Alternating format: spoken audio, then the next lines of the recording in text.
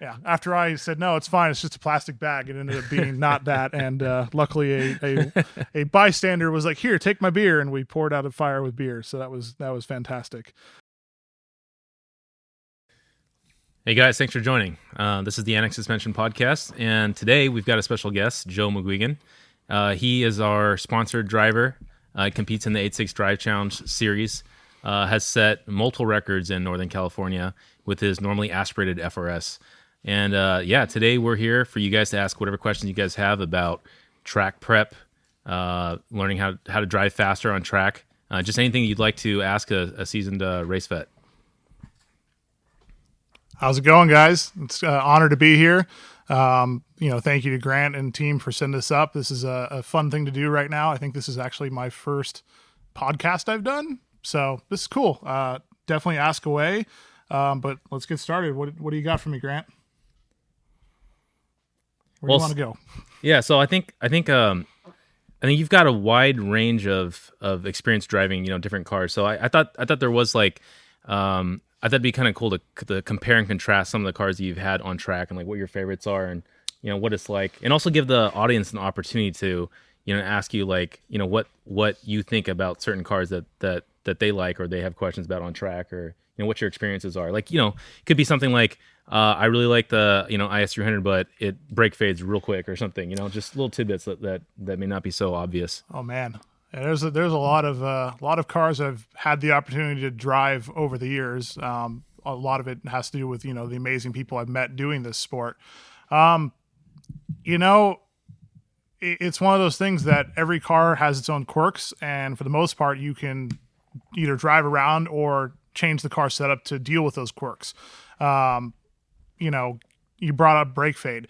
That is right off the bat the most common thing you're going to find when you start tracking. Is you're going to find that equipment is usually what needs to be upgraded first.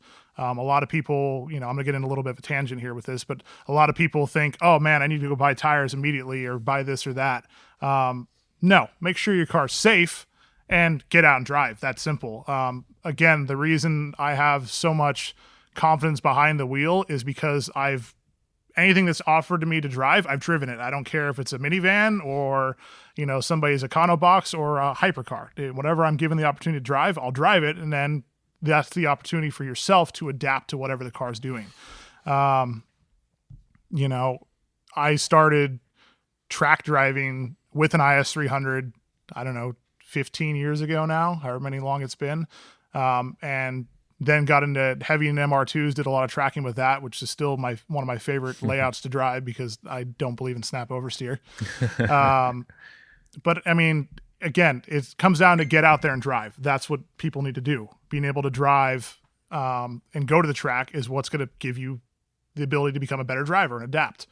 But yeah, I mean, I'm curious if people got questions about specific cars or if I've driven a specific car, feel free to ask. I mean, I've driven, like I said, I've driven slow MR2s and Corollas and stuff all the way up to, I think the fastest car I've driven on track is a good friend and client of mine's. I drove his 600 LT McLaren, which was a fantastic car to drive, including, GT3 RSs and stuff like that. The reality though is you can have fun with anything, on track. As long as you're at the track, you can typically have fun with it.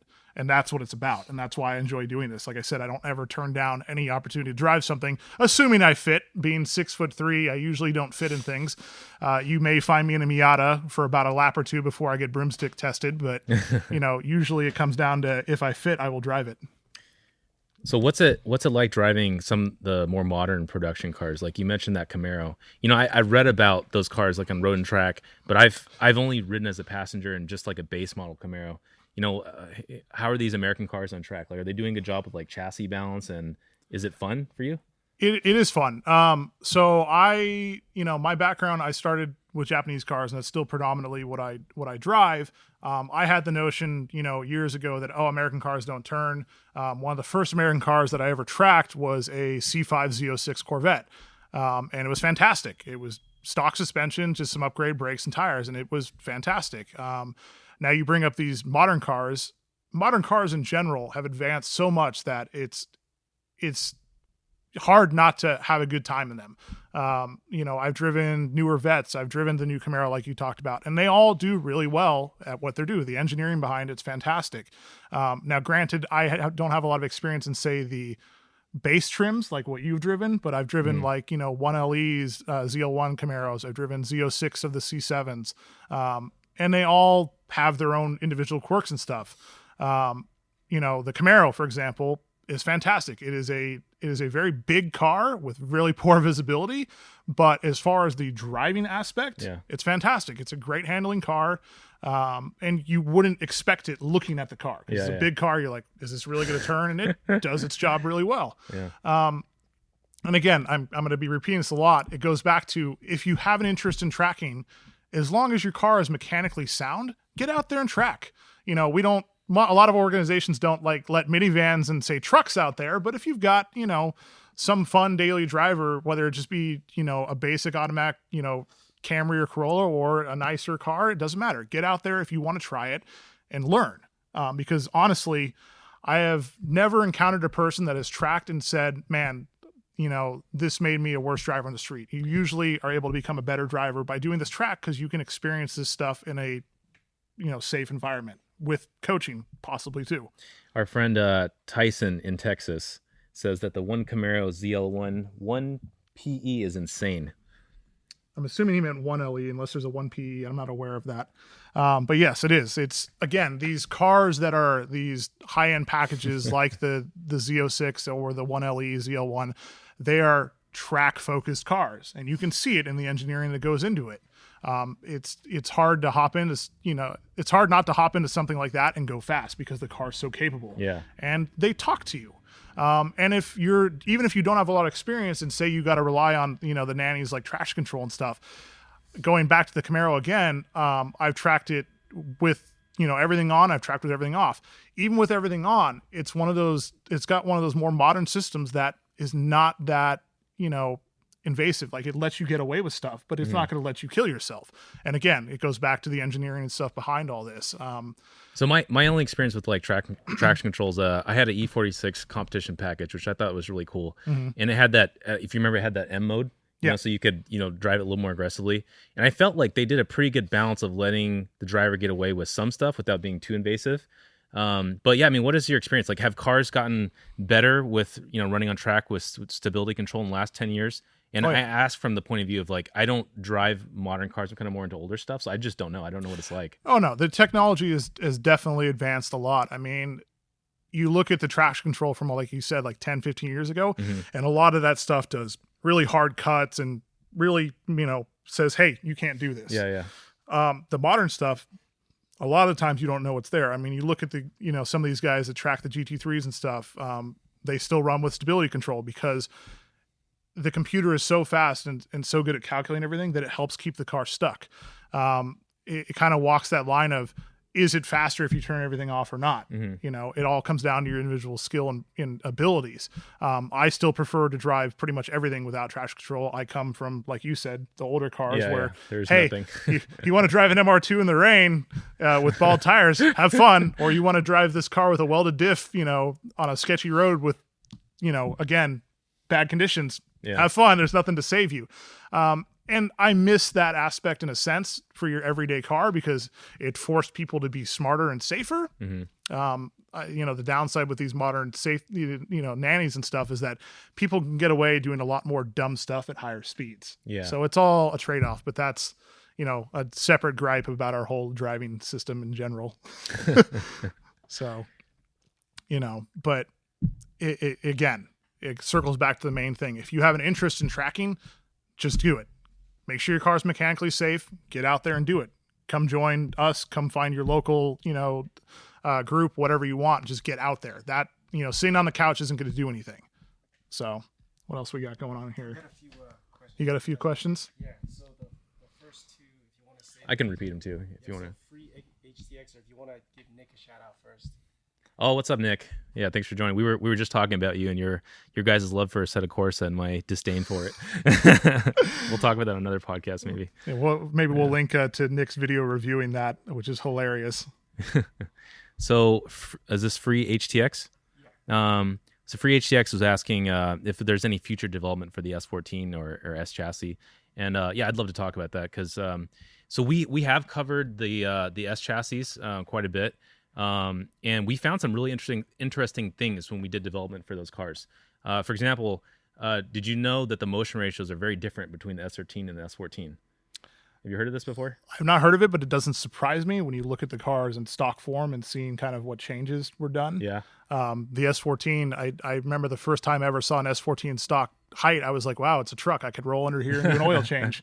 So I'm not surprised. I personally have never owned an S chassis because they're too much money nowadays, but that doesn't surprise me. Again, that's engineering and manufacturing changing even within a few years. The generation changes. You can go back and look at some of Nissan's other work, how much things have changed even from motor related. Again, I'm going off a little bit of a side tangent here. Is like you look at the Nissan 350Z that had the different variations of the motor, and people argue back and forth about DE versus HR motors, right? And then you can, again, in the suspension stuff, again, just going back to MR2s, you look at the SW20, there are people like myself that believe the 91, 92 suspension geometry is better for tracking. And there's people that swear by the 93 because it won't kill you. Well, coming from, like, I've had friends that have owned S chassis, and, I started off in the drift community. So of course, a lot of my friends had S chassis, right? Yeah. Yeah. But and I think we always felt that the suspensions were more or less like interchangeable, other than the control arms being wider, on the S14s versus the S13s. And a lot of the coilovers would come with the same spring rates, 8K and 6K on either S14 or S13. So from an outsider's perspective, because no one on the team has owned S chassis, we got to these cars and we measured the corner weights and the motion ratios, and we actually found they were quite different. And it was quite surprising. So that ended up requiring us to make different valving curves for each of the two cars. So our packages for the S13 and S14 for Fastwood Pro are definitely different. We do have a Club Spec Pro that's being tested by our driver Taylor, and we haven't done an S14 for CSP, but if anyone's going racing with an S14, we'd love to build up a set of CSPs and get some real life feedback on that. I would love to see more S chassis grip drive again. I feel like the S chassis has finally gotten a break from drifting to an extent. People have moved on to E36s, E46s, in theory, cheaper, easier stuff to find. So I'm starting to actually see some S chassis come up for sale that are modified, but at a reasonable price again, that are still relatively clean, which is good to see. Because I've had some people track, grip drive their S chassis, and they're, again, a capable car. And that, again, circles back to what I keep saying nonstop is you can make anything track, except a Pontiac Fiero. You can't track that, Nick. Yeah. And just one more point about the S chassis coils that we have. We also found that the back of the 240s, they don't have very much droop in the rear. And so if you have an open diff and you're going around a corner, if you get inside wheel spin, it's pretty obvious on the S chassis. So most of our Fast Road Pro products don't have helper springs from out of the box. That's usually something that we keep for the race stuff like CSP because it's just not needed. The S14 is one of the S14 and S13 applications are one of the few where we include helper springs on the rear of the suspension out of the box, and that's so we can get a lot more droop and grip coming out of turns, even if you have an open diff. And theoretically, you'll have more grip with LSD as well.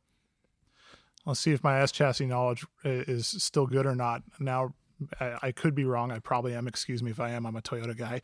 But have you guys encountered one that has HICUS? I believe the S chassis did come with HICUS at one point.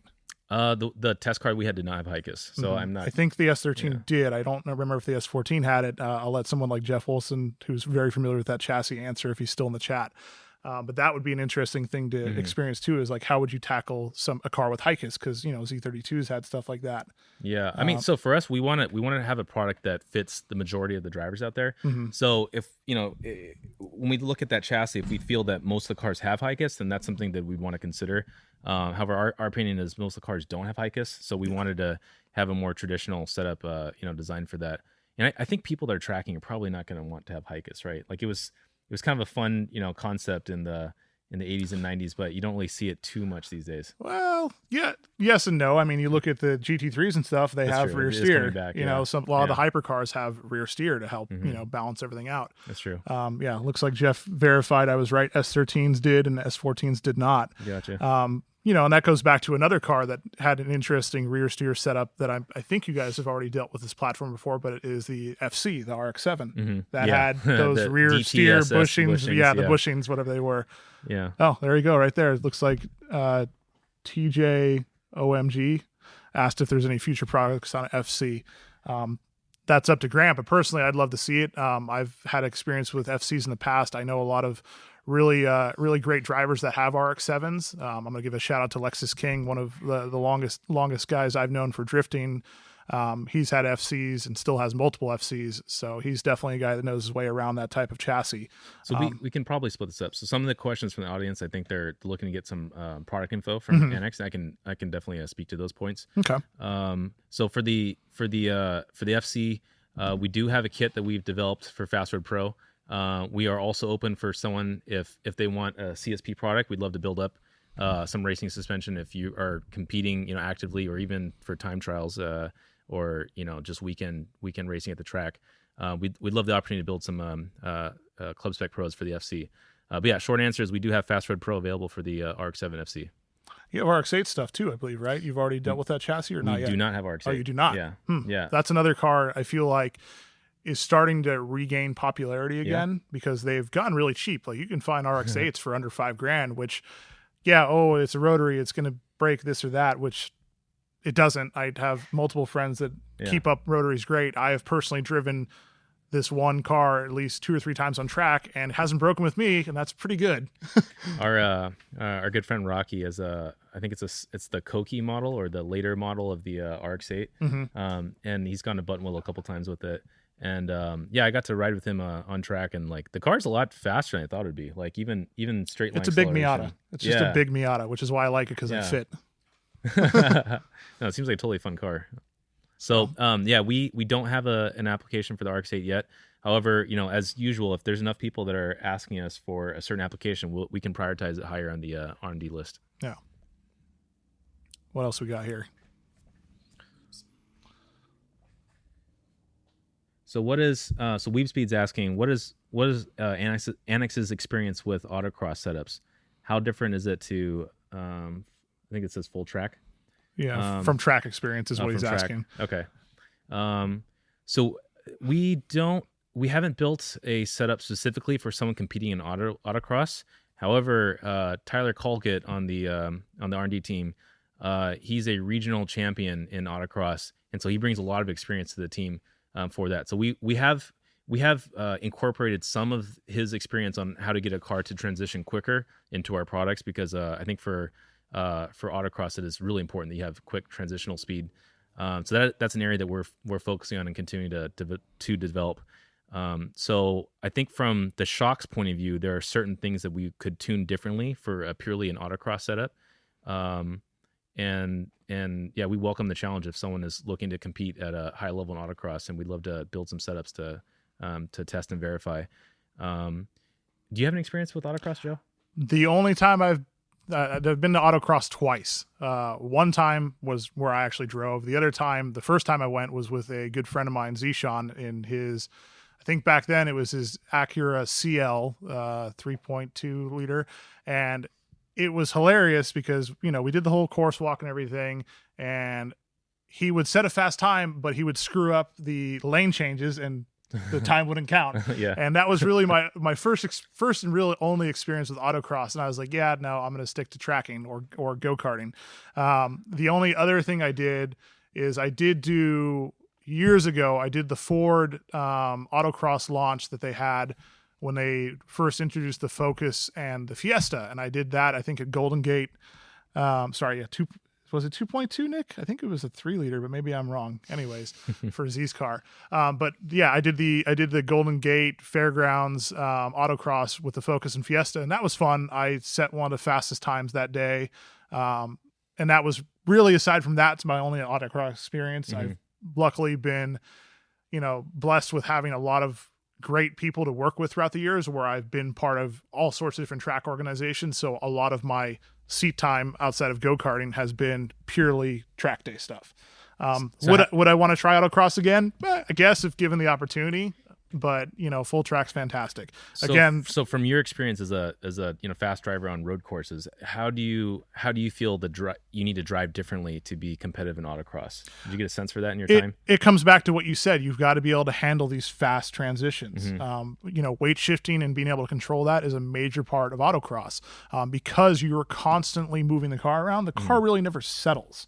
So you've got to be able to deal with that rotation from under you. So like a lot of quick micro corrections and stuff. A lot of quick micro corrections, a lot of changes. And again, the speeds that you see at most autocrosses are relatively low. So you've got to just deal with how the car will rotate at those speeds as opposed to what it would say do at a higher speed at the track. Again, I know a lot of fast guys in autocross. But I've also had them come out on full track and not be that quick because they're not used to the long time span between corner to corner. Yeah. It's hard for them to wrap that rhythm around their head. Yeah. But again, like I wanted, I'm gonna give a shout out to a buddy of mine, Tony Rodriguez. He was, done tons of autocross. I believe he's won a couple championships. He is also very fast on track. And again, it comes down to seat time in the end of it. Whatever gives you a chance to develop something. Again, for myself personally, I started with go-karting. I did that for many, many years. And then I transitioned to drifting and full track. But again, if you're autocrossing, that's still seat time. If you can start understanding what's going on, with the car and understand that weight shift, as long as you have the patience for when you get to a full track, which has a lot more spread out between corners, unless you go to like Thunderhill West, where it's really quick, or Streets of Willow, you're not going to be necessarily ready for how long that break is. Well, so based on your description of what it takes to have a quick autocross time, I can maybe just share how we would probably set a car up to do well in that environment. So since you're saying that there's a lot of quick transitions and the car is like unstable, we'd probably want to make sure that the car is getting settled as quickly as possible by having probably a little bit more digression on the shock. So it's it gets settled quickly, right? And then it sounds like you have to do a lot of very fast turn in to get around certain turns. So we would probably focus on having the car rotate a little more, or have a really quick response in the front. So if you are going to autocross with your car, I think trying to set the car up that way by adjusting the sway bars so it's a little bit more turn in happy versus a track setup, I think would probably be a good starting place. And the other thing too with autocross, and again, my experience is limited, is that the classifications that they run, they limit a lot of stuff. Like there's ones where you can't even touch the suspension, or you can only do this sway bar or something like that. So that makes it an interesting market too for potentially a suspension company, because I don't know the rules. I don't follow autocross that much. I'm sure there obviously are higher classes where you can run coilovers and stuff, but I don't know how big that market really is. If you're an avid autocrosser and you're looking to improve something, definitely reach out to them, and I'm sure they can make something work for you. Unfortunately, again, my experience is kind of limited in that sense. But again, seat time is seat time. I believe full track is king, but seat time is seat time. Yeah, I agree with that. So we've got a question from an AE86er. Eurose86 asked, a lot of people use solid lower control arms. I think he means like solid, bearings, like Heim joints, spherical or something like that. Yeah. So what are the strength benefits with, and is it worth possibly damaging the suspension mounting points? Definitely a lot of the guys on the team here, we do appreciate longevity in the chassis and also having something that's usable on the street. As you know, Joe, like I know we come from a little bit different backgrounds. You care a lot about what's going to make the car the fastest, and we will typically try to build something in that's like drivable on the street. And we go back and forth on this quite a bit. Yes. And I think that stems from our deep. We have a strong belief that we want the car to be enjoyable, on the street as well. So each person's level of enjoyment varies. Yes, that's it does, the thing. yeah. I like a car to handle fast no matter where I am. I will take a sacrifice of be a little harsher with something like sphericals. Yeah. Whereas you might have more clienteles that say poly bushing, that's a little more forgiveness. And I think it comes down to our product line. So I think if someone has a Fastward Pro, which is designed mainly for street use, but you can take it to the track and you can autocross and it's very enjoyable in the canyons, I think it makes sense to stay with poly bushings or even factory rubber, or maybe like a harder factory rubber, like a Nismo or TRD product. Just a higher durometer. Yeah, higher durometer rubber I think would be great for that. But I do, I've had this experience. I'm sure a lot of your experience was similar, but when you start to put like really grippy tires on, none of that stuff holds up very well. Like you kind of need to go to a Heim joint because the tires just make so much grip, It's one of those things that I'm going to kind of use RC cars as an example. So I used to race RC cars, and it comes down to a point of, with RC, we would engineer and strengthen the chassis to have, okay, I know this is going to be the weak point. This is what's going to fail because that's the easiest to fix. Right. And you're going to, cars, like he brought up worrying about the suspension mounting points. Again, it comes down to what you're doing with that car. If you're hopping, berms and stuff all day, you're always going to risk ripping a mounting point out or damaging something. There's a lot of, cars out there, older cars that if you run thick sway bars, you can literally rip the sway bar mounts out of the chassis or out of the subframe. Again, like Grant said, there are people that if they stick with the Fast Road Pro, man, poly bushings would be a great upgrade because, you're still enjoying the car. I, being a little bit more crazy, I drove my MR2 Spider down here today that is running the CSP coilovers, and I've got full, Heim joint rear end. Yeah. I've got all the, arms and stuff from battle version. Doesn't bother me because that's just how I am. I don't want to compromise. And that's the beauty of Annex is that there is no compromise. You can, if you have CSP and you mainly track focus, turn down, drive on the street, it's still, reasonable. It's not, it's not harsh. And that's the beauty of it, is I can still enjoy this car on the street, even though it's predominantly a track car. Well, not right now. It's just sitting. Open the tracks. So, but going back to what he asked about, the suspension mounting points, personally, I have not seen cars rip stuff out like that. Anytime that happens, it's outside influence, like you smack into a wall or improper install where you didn't torque things down correctly or wrong size hardware, something like that. Most of that time it's user error. Again, there are cars out there that are prone to having issues like E46. We'll circle back to that. Rear subframes, we know that's a problem from factory and they reinforced it. I've got another buddy that, tracks his E90 and he's had his sway bar mounts rip out of his front subframe because it's aluminum. The mounting points or whatever. So it comes down to how you care for the car. And again, it goes back to what I said about RC cars. You can reinforce everything, but something is still going to be a fail point.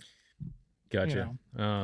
Yeah, I've got some more questions for you about what cars have longevity issues at the track because you've seen so much. But first, I want to ask the audience, just remind you guys, if you have any questions about how you want to drive, how you can get quicker on track or anything that you want to ask on what to practice or how to attack corners better.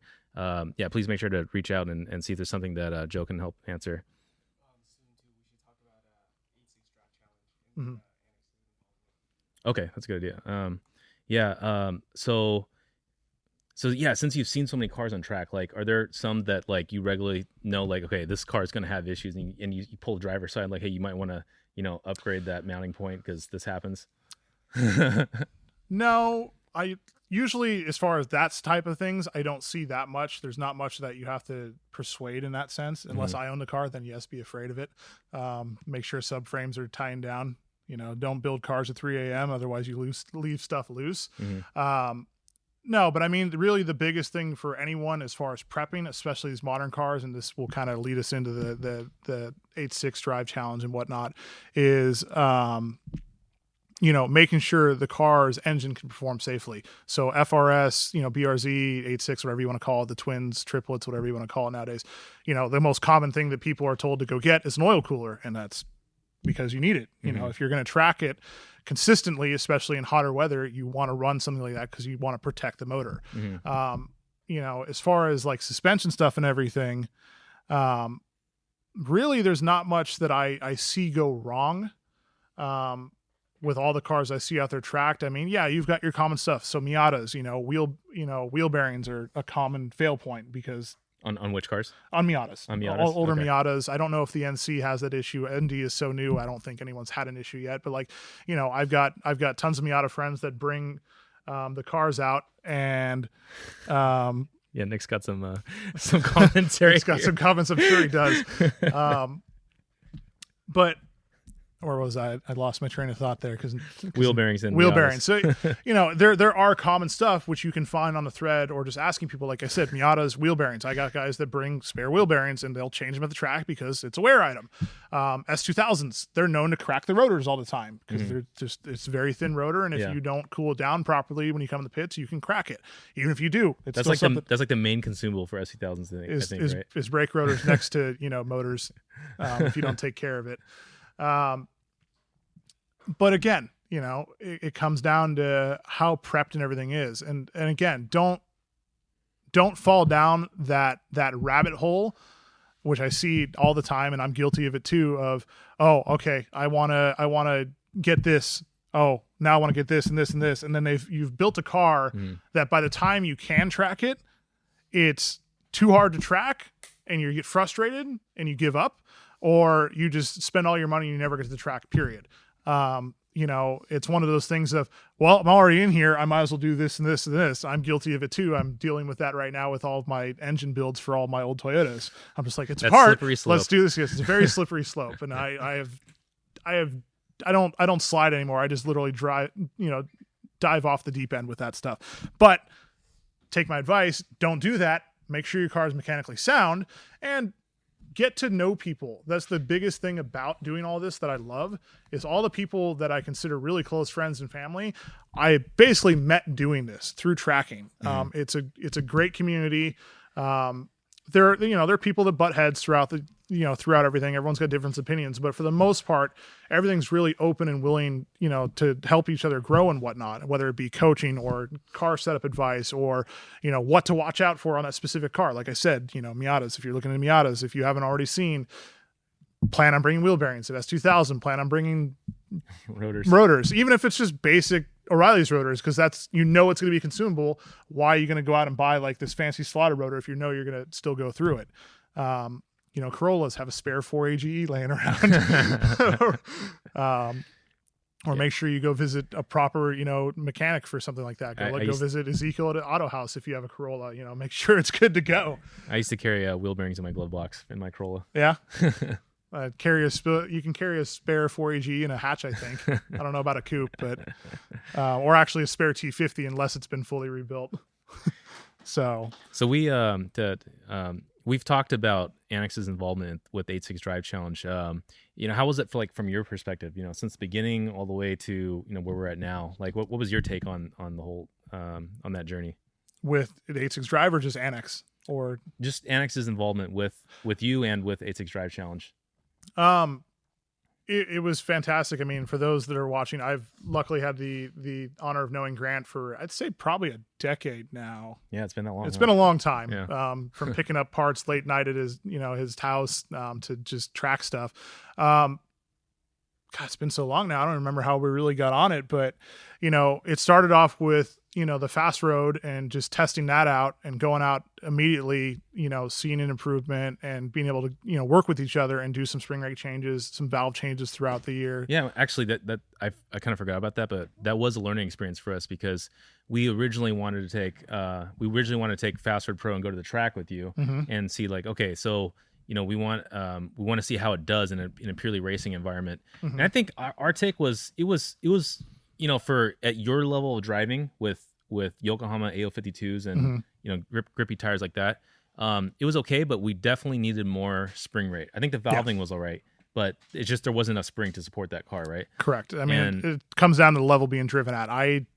I don't underdrive cars. I usually overdrive them because I like to find the slip point, and I like to live in that zone because I like sliding. It was really telling, because you'd tell us the shocks are working well, the car's rolling a bit, but I'm still putting out some pretty good times. And then we'd be like, okay, good feedback. And then we'd look at the footage, and the car's just listing, right?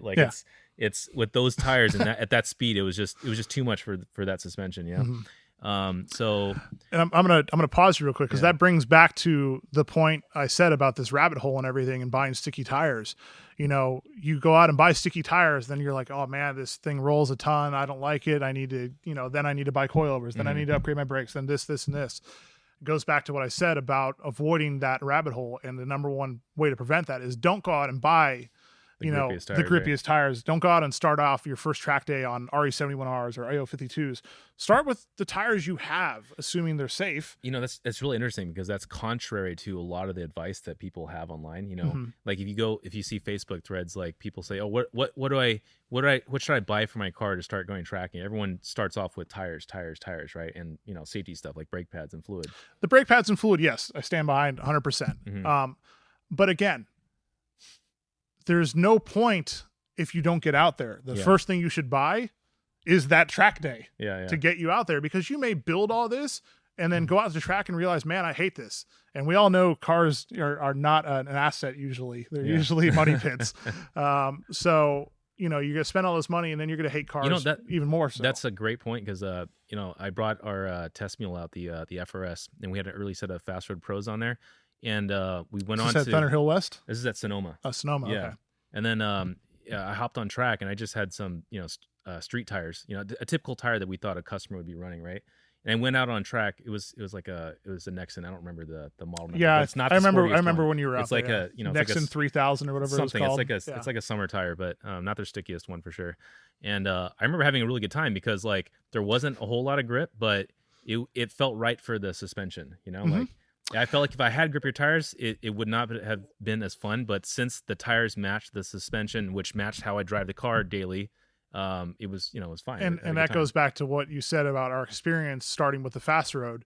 While the coilover, you know, and everything was valved correctly, it was limited because of how sticky of a tire were. It all comes down to matching the components and making sure they work together correctly. Right. And that's where the CSP development led us, as we started just going, okay, we want, you know, I want stiffer rates to handle this. And you guys started formulating it, and that's how we progressed to where we're at. I still am planning to go stiffer rates because I'm ridiculous and have aero now, which deems a higher rate. Well, that and those requirements are pushing us to make it even more focused suspension, like for motorsport only, which we talked about a little bit before. But yeah, you know, I think CSP is a good fit for people that are driving mainly on. They still drive the car occasionally on the street, but for track only, there's definitely more that can be done, right? Yeah. Yeah. So we had the Fast Road Pro product, and then so that was, I think that was sometime last year, and then we started putting some stiffer suspension on your car, and then fine tuning the valving more and more. How did the car progress for you, like over time? As you know, from a suspension standpoint, I mean, once we had, you know, putting on the CSPs with more or less the set springs and rates, you know, the valving at the time, I was ecstatic with the car at that point. And then from there, it was just me doing more and more stuff to it, like adding the aero bits and whatnot. You know, once the CSPs were on is when we really were able to just start taking down, you know, different track records and stuff here and there, without having to do much else to the car. I mean, I tested so many different tires last year. You know, I went from RC1s, the R1s and the R2s, AO52s, RE71Rs. God, what else did I try? Toyo RRs, the R triple 8Rs. I try, you know, I eat tires. I probably went through, I think, 14 sets of tires last year. Yeah. It's a lot of tires. It seems like your biggest expense is tires. It is. Yeah. Without a doubt. So, I mean, that was actually educational for us because we got to see how all these different tires responded and what they liked and what they didn't like. So that was really helpful because now when we have customers that have other chassis and they ask about tires, like we have some reference, you know, thanks to Joe's voracious appetite for tires. Yes. Once a drifter, always a drifter. You kill tires one way or the other. Yeah, but you were still setting fast times, right? Like, I was able to put together laps and different stuff. And again, my biggest, you know, it's a double-edged sword. My biggest problem and strength is that I don't like to leave anything alone. I don't think I ever drove the car the same configuration twice last year because I would try a different sway bar. I would try a different tire. I'd try a different aero setting. So I kind of give Grant a lot of grief with that because I don't leave the car alone and I'm always changing something. But the flip side is that I'm forcing myself to adapt to everything every time and figure out what works. And that comes down to, again, seat time. Some interesting comments going on right now. The beards make you faster. It's not a fire hazard. You can ask one of my good buddies and one of my best students, Matt Belter. Beards make you faster. You got to grow a beard if you want to go faster. It's not a fire hazard. If you have fire, just put it out with beer. Matt's familiar with that story. Yeah, they actually put a fire out with beer. Yeah. After I said, no, it's fine, it's just a plastic bag, it ended up being not that. And luckily a bystander was like, here, take my beer. And we poured out a fire with beer. So that was fantastic. What else we got going on here? But yeah, I mean, the journey with Annex has been fantastic, and we're not done yet. I mean, we literally, a couple months ago, put together CSP spec coils for the 3rd gen MR2 because there are a lot more people starting to track these. Granted, they're with case swaps. I don't believe in that because I'm stubborn. But I'm happy with my CSPs on the MRS. I'm not happy with the shelter in place because we can't track right now, and I'm waiting to test it eagerly. But again, it's the biggest thing that's great about working with this group is that, one, it's a mom pop style shop. This isn't a big corporation. You're looking at basically the face of the company right now. And for me, that's what I've enjoyed doing throughout the years. I've had the honor of working with such fantastic people throughout the years that are really kind of 1 or 2 man shows. One of my longest partners is Mike Figaro out of Colorado with Figs Engineering. I started off with drifting and really kind of got heavy into the drifting with my first IS300 back in the day, and he's a mom pop shop basically. Like, that's now more or less his full-time gig, and after all these years he's doing fantastic, constantly putting stuff out. But that's the beauty of it, is that you get this one-on-one relationship, and you get people that truly care. I mean, obviously no matter what, a business has to make money to survive, but you got people like Grant, you got people like Mike, you got people like Alex from Battle Version, you got all these people that are passionate about this stuff and will put that energy into their product. And then that's how you can get a reliable product and be able to track reliably. And that's the beauty of all this stuff. Again, it goes back to why I'm so happy that this community is the way it is. And yeah, well said. Unfortunately, this year has kind of been a wash right now for testing stuff with Annex. We were planning to go back and we still are. Once the tracks open up, we're going to do some more resetting of some of my records, try to take down some of the other NA records that are existing for this chassis right now at the tracks before I jump off the deep end and have my other partner put on the supercharger that we put off for this year.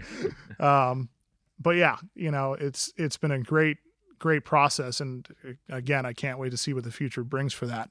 What else we got going on?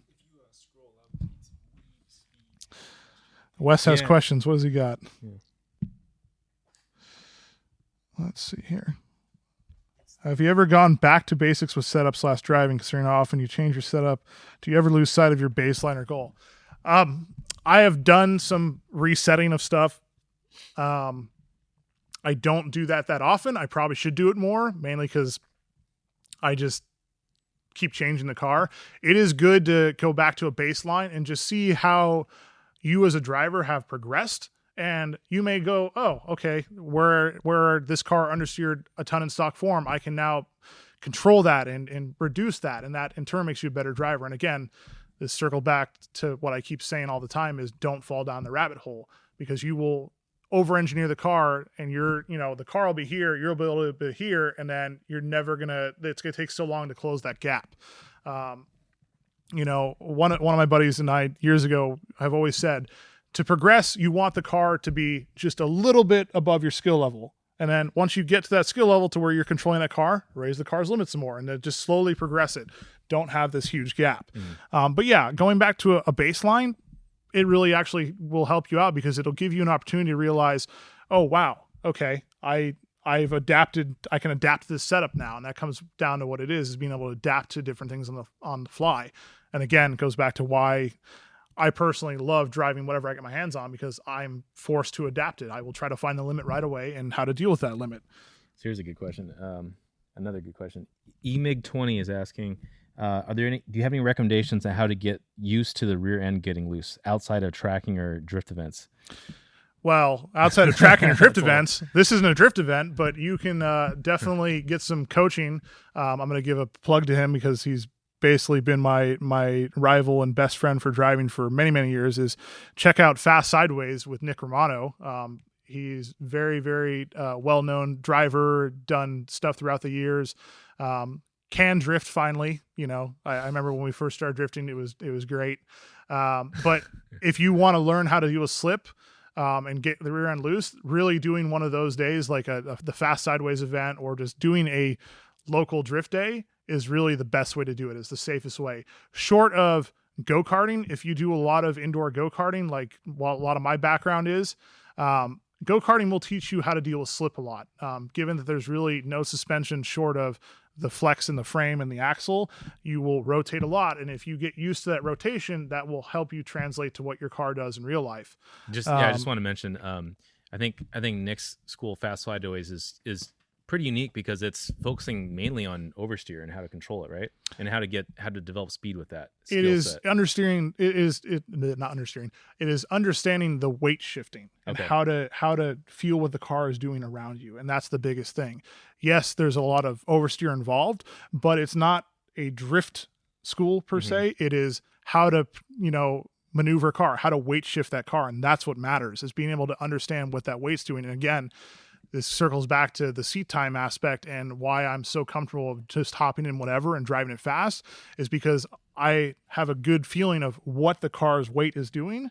And then I can predict, okay, it's going to act like this with rotation and whatnot. That's why I don't believe in snap oversteer, because it's just controlling the car. 10 minute call. I Schultz had a question, and then right after that one, we'll get into Joe's average question.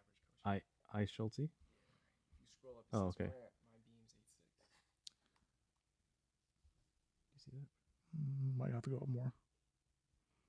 No, maybe not that far. Ezekiel, what was the question? Sorry, we're looking for the question here from I Schultz.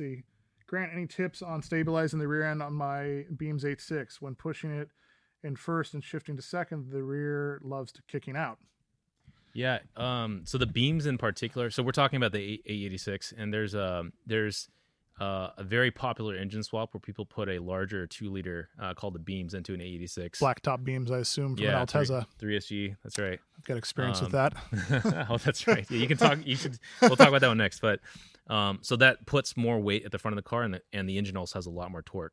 So we talked about this on our AE86 special for our live stream. But having more weight on the front and more torque going to the rear, the car will step out a lot easier than if you just had a 4AG. So we recommend having a little bit stiffer spring rates on the front and a little bit softer spring rates in the rear than we normally would.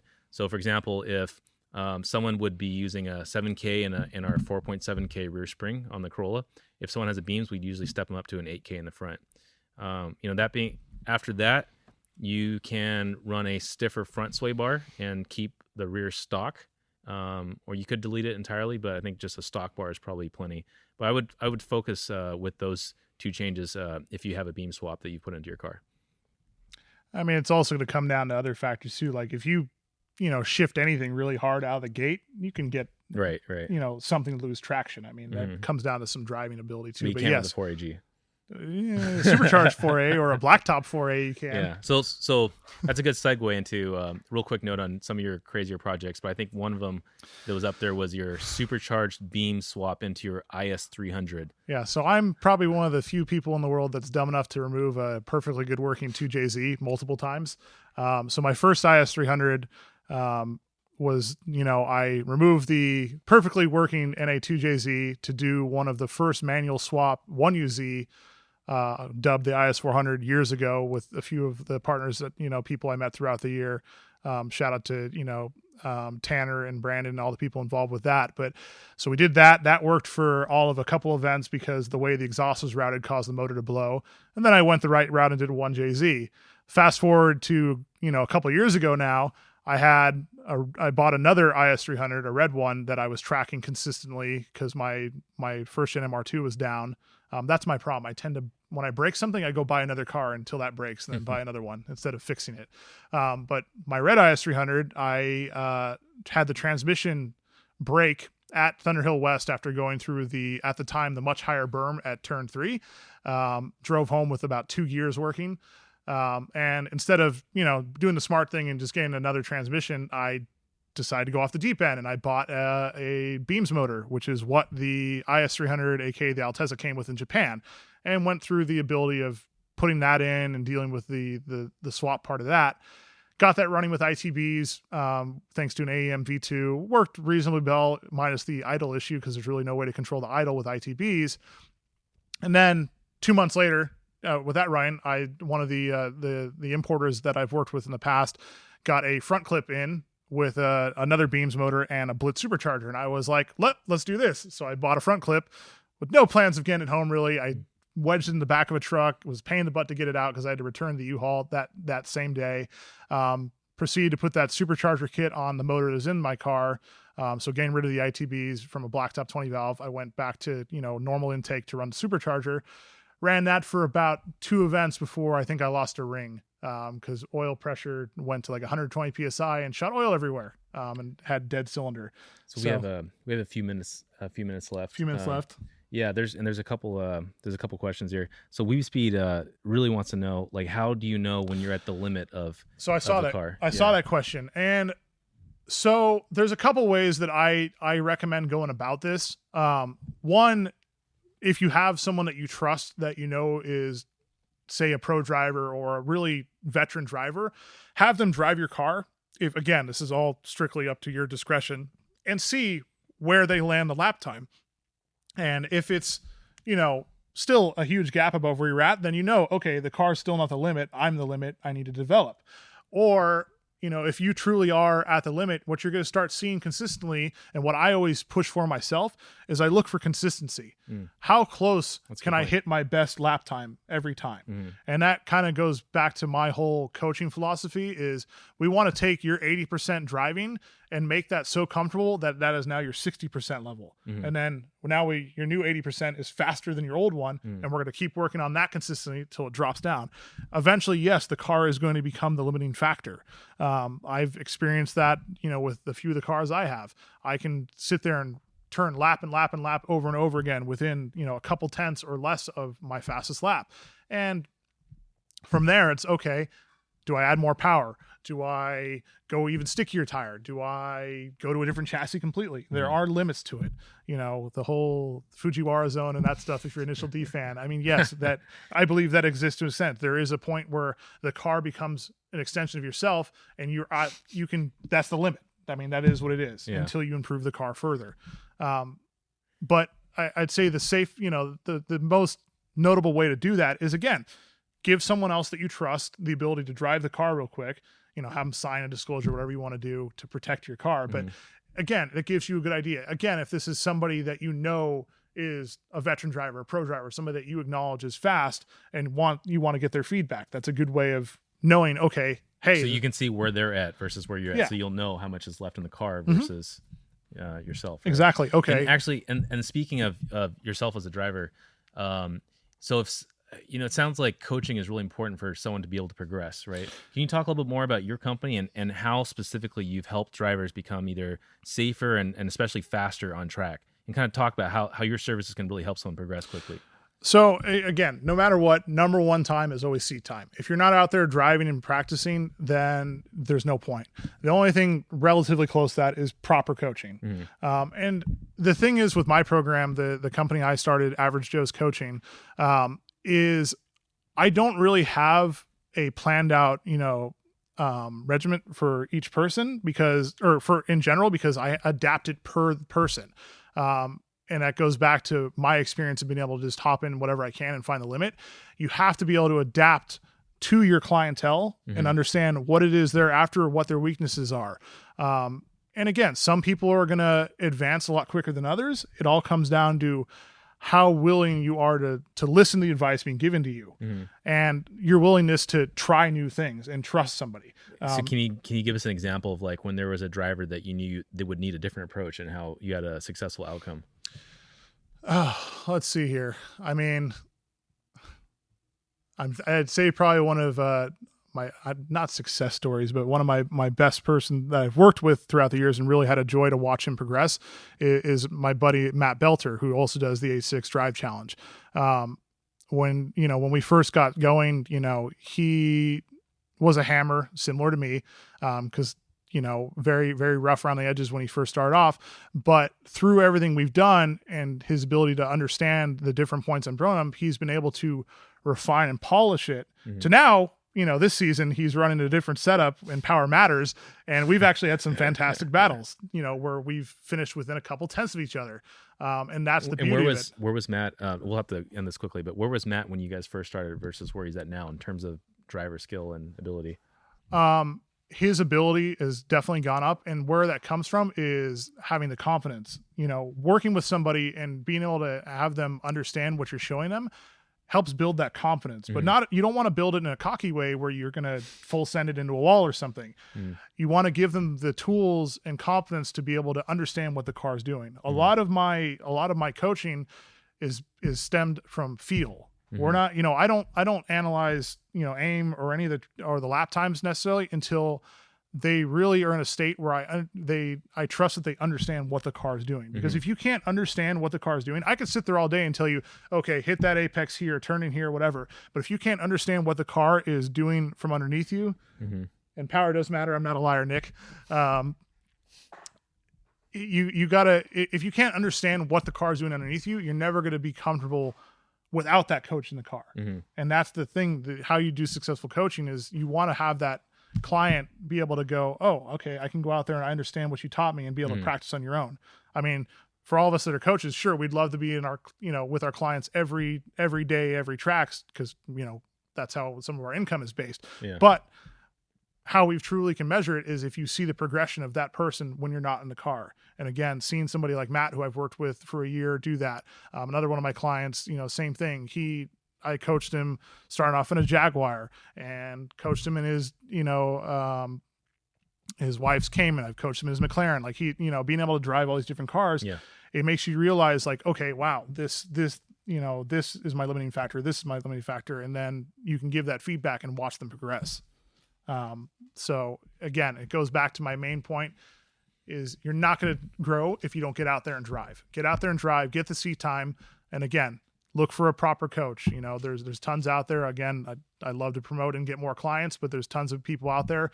Don't overlook doing something, like I said, like fast sideways and getting comfortable feeling that weight transfer and getting that rotation down, because that is what's going to make you comfortable on track. So we're going to have to end it there, but for guys that want to get some help with coaching, how can they reach you and how can they find you? Best way is, every SpeedSF event, I'm there. I'm one of the coordinators essentially, so I'll be at every one of those events. You can find me on Instagram, either at the Average Joe's Coaching Instagram or on my personal one, which is Joe M Racing. Luckily, again, I've been with this scene for many, many years. I'm sure you can find somebody that knows me or how to get a hold of me, but otherwise you can email me at info@averagejoecoach.com. So AVG, coach.com, for information there, or check out the website. But again, if there's a track day here in NorCal or even SoCal, there's a good chance you're going to find me, especially at SpeedSF, you're guaranteed to find me. Maybe not in July because our first child's due in July, so I will probably be a little occupied for that with a tiny racer on its way. But either way, I'll still be at the track. Awesome. Well, we're out of time for this week, but I really appreciate you guys coming and thanks for joining the live stream. We'll be doing this again next week as well. And thanks a lot, guys. This has been a lot of fun, and thanks for being on the thank you guys for having me. Again, hopefully we got to all your questions. If you still have more questions, and you feel free to direct message me or something, I'm happy to answer. Gives me something to do with this shelter in place because I've run out of projects to do at home right now. But again, thank you to everyone here, and I hope to see you guys again soon. All right, cool. Bye-bye. For Gary.